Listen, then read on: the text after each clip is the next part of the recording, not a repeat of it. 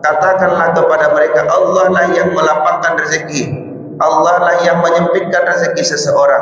Sesungguhnya manusia itu banyak yang tidak mengetahui. Apa yang dimaksud dengan hal tersebut Bapak Ibu? Bahwa tidak bisa seseorang itu mengatakan bahwa dialah yang mendatangkan kekayaan pada dirinya.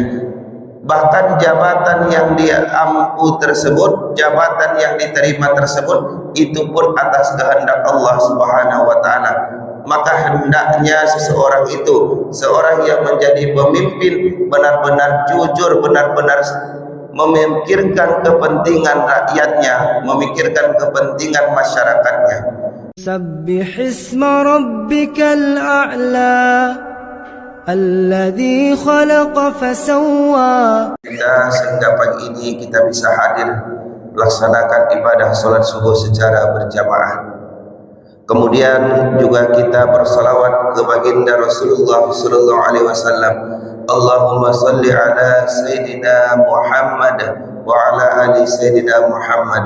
Mudah-mudahan dengan sepotong doa yang kita bacakan menjadi penolong bagi kita di akhirat, di yaumul hisab nanti. Amin amin ya rabbal alamin. Bapak Ibu yang kami muliakan, pada kesempatan ini kita akan membahas fenomena yang kita sadari ataupun tidak sadari ada pada negara kita hari ini. Apa itu Bapak Ibu? Fenomena para pejabat pemimpin yang hidup dengan kemewah-mewahan. Kita melihat bahwa hasil bumi dari negara kita itu begitu melimpah ruah. Kalau kata orang, tongkat jadi tanaman. Yang artinya apa Bapak Ibu? Kehidupan kita di Indonesia ini seharusnya makmur dengan hasil bumi yang melimpah ruah. Tanah digali, ada emas, ada minyak. Kemudian apapun yang ditanam itu tumbuh subur, hasilnya melimpah ruah. Tetapi hari ini Bapak Ibu, sadar tidak sadar, mau tidak mau, utang negara kita itu 10.000 triliun. Yang dengan panjang Indonesia luasnya negara kita ini. Maka Bapak Ibu, kita seorang muslim, bagaimana cara kita melihat?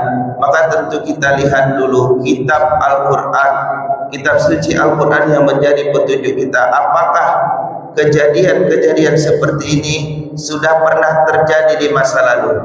Maka kita melihat Bapak Ibu di surah Sabah, yaitu pada ayat yang ke-34, 35 dan 36. A'udzu billahi minasyaitonir rajim. Bismillahirrahmanirrahim. Wa ma arsalna fi qaryatin min nadhirin illa qala mutrafuha inna bima ursiltum bihi kafirun. Dan setiap kami mengutus seorang pemberi peringatan kepada suatu negeri, orang-orang yang hidup mewah di negeri itu berkata, kami benar-benar mengingkari apa yang kamu sampaikan sebagai utusan Allah. Bapak Ibu, di surah Sabah ini dijelaskan bahwa pernah diutus beberapa orang ke suatu negeri yang mereka itu hidup bermewah-mewahan. Sehingga ketika yang diutus itu sampai ke negeri itu, mereka menjawab, mereka mengingkari apa yang diingatkan kepada mereka. Maka Bapak Ibu yang kami muliakan, kita lihat hari ini begitu mirisnya kita Bapak Ibu, di tengah pejabat-pejabat kita yang mereka secara pribadi sudah memiliki kendaraan yang layak. Bagi kita itu sudah layak, tetapi digelontorkan dana sebanyak-banyaknya untuk dengan bahasa-bahasa mereka, mobil dinas, mobil itu, mobil ini, kebutuhan ini. Sedangkan anak-anak kita banyak yang sekolahnya masih bingung apa yang harus dia belikan, untuk dia berikan kepada anaknya. Untuk membeli buku tidak ada, untuk membeli baju baru tidak ada, membeli sepatu tidak ada. Maka ini Bapak Ibu, takutlah kita. Ini adalah fenomena yang sangat luar biasa. Kemudian ketika mereka diingatkan tadi, wa qalu nahnu aktsaruhum maulan wa aulad wa ma nahnu bimu'adzabin. Katakanlah, sungguh, dan mereka berkata, kami memiliki lebih banyak harta dan anak-anak daripada kamu, dan kami tidak akan diazab.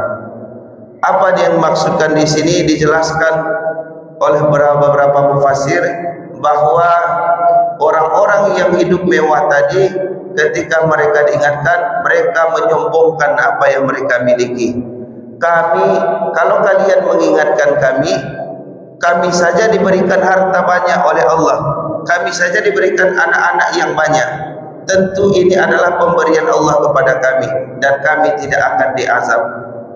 Maka Bapak Ibu, kalau dalam Al-Quran surah As-Saba ini dijelaskan, orang-orang tersebut mereka ketika diingatkan, hiduplah dengan sederhana, sesuai dengan apa yang dibutuhkan, hiduplah dengan, menjabatlah dengan sebaik-baiknya. Mereka mengatakan di surah As-Saba ini bahwa mereka memiliki harta yang banyak, mereka diberikan anak-anak, artinya mereka diridhoi Allah Subhanahu wa taala. Tetapi Allah sampaikan mereka tidak diridhoi, mereka akan diazabnya nantinya dengan sifat tamak mereka dan sifat keangkuhan mereka.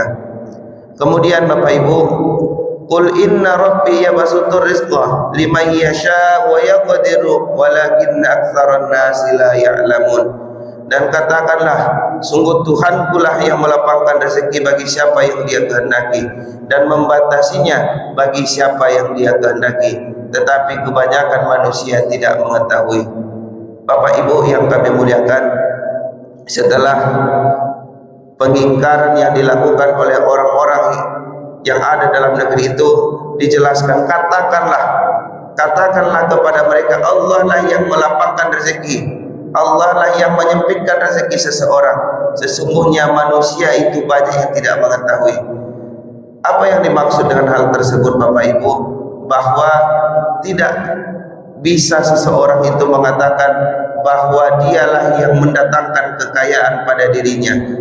Bahkan jabatan yang dia ampu tersebut, jabatan yang diterima tersebut, itu pun atas kehendak Allah Subhanahu wa taala. Maka hendaknya seseorang itu, seorang yang menjadi pemimpin, benar-benar jujur, benar-benar memikirkan kepentingan rakyatnya, memikirkan kepentingan masyarakatnya. Maka Bapak Ibu, begitu miris hari ini kita melihat kita yang begitu teruntang-lantung, yang begitu susah untuk mencukupi kehidupannya. Karena apa Bapak Ibu? Kebijakan-kebijakan hari ini tidak banyak yang menguntungkan kita sebagai masyarakat. Mereka hanya sibuk dengan kebijakan-kebijakan yang menguntungkan diri mereka pribadi. Maka Bapak Ibu, kita melihat siapa yang sebaik-baik pemimpin, tentu Rasulullah SAW. Bagaimana Rasulullah benar-benar memikirkan rakyatnya, memikirkan bagaimana kehidupan umatnya itu bisa sejahtera dan tercukupi kebutuhannya. Kemudian Bapak Ibu, dalam satu kisah kami sampaikan, ada seorang khalifah yang ke-8 di Bani Umayyah yang bernama Umar bin Abdul Aziz. Dan mudah-mudahan kisah atau cerita ini bisa menjadi pengalaman, bisa menjadi konsep kepemimpinan Islam bagi kita, yang bisa kita ajarkan kepada anak kita, bahkan kita tanamkan dalam diri kita. Suatu ketika Bapak Ibu, Umar bin Abdul Aziz ini adalah seorang khalifah. Kalau di masa kita sekarang adalah seorang presiden, puncak tertinggi kepemimpinan pada saat itu. Maka Bapak Ibu, anaknya datang ke kamarnya, dan Umar bin Abdul Aziz sedang menulis perihal negara di ruangannya tersebut. Maka ketika anaknya datang, dia berkata, wahai ayahku, aku ingin mengatakan sesuatu.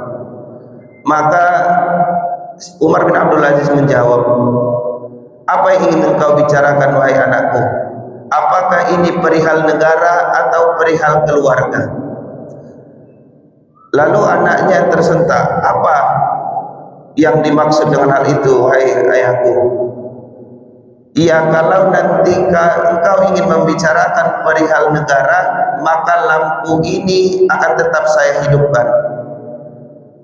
Tetapi kalau pembicaraan kita adalah perihal keluarga, maka lampu ini akan saya matikan dan akan saya hidupkan lampu yang lain yang bersumber dari keuangan pribadi. Maka dari situ Bapak Ibu, kita melihat kejujuran daripada Umar bin Abdul Aziz, bahwa dia memisahkan kepentingan pribadinya dan kepentingan negara. Jangan sampai ketika seorang pemimpin itu menggunakan fasilitas negara untuk kepentingan pribadinya. Jangan sampai dia lebih mengutamakan pribadinya daripada rakyat yang dipimpinnya. Kalaulah itu yang terjadi, maka kekacauanlah yang terus-menerus akan kita lihat.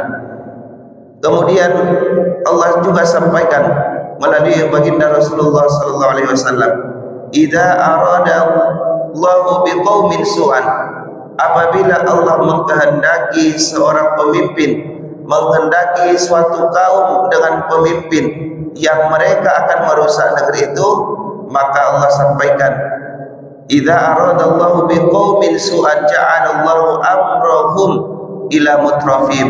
Allah jadikan pemimpin mereka yang hidup dengan kemewah-mewahan. Maka na'udzubillah summa na'udzubillah, kita berlindung kepada Allah Subhanahu wa taala, kita dijauhkan dari pemimpin-pemimpin yang hidup bermewah-mewahan, yang hidup hanya mementingkan pribadinya, tidak mementingkan kita sebagai rakyat, sebagai masyarakatnya. Tetapi Bapak Ibu, kita juga tidak menutup mengapresiasi kepada pemimpin-pemimpin yang hari ini yang kita lihat benar-benar tulus untuk memimpin kita sebagai rakyatnya. Kita tidak juga menutup kemungkinan bahwa masih banyak hari ini pemimpin-pemimpin yang menjabat yang masih memperdulikan kita, masih mementingkan kita daripada kepentingan pribadinya. Bapak Ibu yang kami muliakan, maka kita sebagai seorang muslim, kita melihat fenomena ini, kita bermohon kepada Allah kiranya hidayah, kiranya pertolongan Allah Subhanahu wa taala apabila ada hari ini pemimpin-pemimpin kita yang tidak amanah pada jabatannya. Mudah-mudahan Allah berikan dia hidayah, Allah berikan dia petunjuk sehingga dia mampu mengemban amanah, mengemban jabatannya dengan sebaik-baiknya. Dan apabila hari ini Bapak Ibu ada pemimpin kita yang sudah memberikan kebaikan-kebaikannya, memberikan usaha-usahanya dengan sebaik-baiknya, kita berdoa kepada Allah, mudah-mudahan balasan terbaik untuknya. Allah jaga keluarganya, Allah jaga anak cucu keturunannya. Amin amin ya rabbal alamin. Itulah Bapak Ibu pengajian kita. Mudah-mudahan pengajian yang singkat ini bisa memberikan pelajaran bagi kita dan bisa kita mencetak generasi pemimpin-pemimpin yang luar biasa di masa depan nanti. Demikian, assalamualaikum warahmatullahi wabarakatuh.